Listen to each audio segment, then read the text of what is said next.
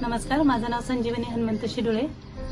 मी गावामधील एक सामान्य महिला. आम्हाला कधी पण गावामधील कुठल्याही महिलांना, सामान्य महिलांना देखील कधी काही अडचण आली तर आदरणीय राणादादांनी आम्ही कधीही त्यांना वैयक्तिक फोन केल्यानंतर सुद्धा त्यांनी कधी असं नाही फोन उचलला नाही आणि आमची मदत केली नाही. आम्ही फोन करून त्यांना आमच्या गटांच्या मीटिंगबद्दल, ऑफिससाठी असो किंवा आमच्या कोणी आजारी पडले असतील त्यांच्यासाठी, दवाखान्याच्या कामासाठी असो, आम्ही कधीही त्यांना फोन करू.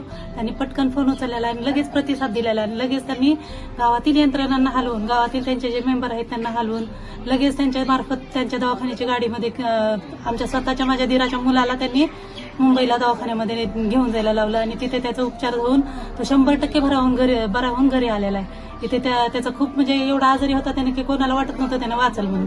पण राणादादांना फोन केला आणि त्याला दवाखान्यात नेल्यानंतर तिथं पूर्णपणे बरा होऊन 1ही रुपया न खर्च करता तो बरा झाला आणि गावामध्ये आला.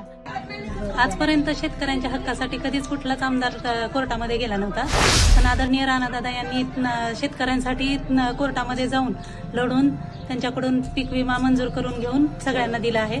आणि शेतकऱ्यांचं जीवन कसं आहे ते फक्त पिकांवर आधारित असतं आणि त्याच्यातून किती भेटतं मग ते कधी पावसाने जातं, कधी उन्हामुळे जातं, पण या पीक विम्यामुळं सर्व शेतकऱ्यांचा खूप फायदा झालेला आहे आणि हा राणादादांनी मिळवून दिलेला आहे. असे आमदार आम्हाला भेटले त्याच्यामुळे आपल्या धाराशिव जिल्ह्याचा खूप विकास होत आहे.